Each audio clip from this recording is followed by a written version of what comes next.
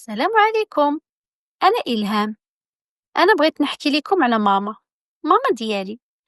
ديالي اللي كتخدم نهار كامل وديما كتضحي غير باش نكون أنا فرحانة وتوفر لي أي حاجة بغيتها.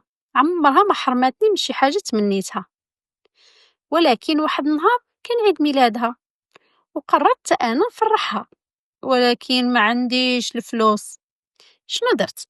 خديت ورقة وألوان وبديت رسمت ليها الدار ديالنا، حيت ماما كتحب دارنا بزاف. رسمت لبيوتها، الحديقة، الكوزينة، رسمت كل شيء. ومني ساليت الرسم عطيتها ليها وقلت ليها ماما هادي ليك، حيت انتي احسن وحدة في حياتي. ضحكات وعنقاتني وقالت يا بنتي انتي احسن هدية. ومن داك النهار فهمت ان الحب والاهتمام اغلى من اي هدية كبيرة.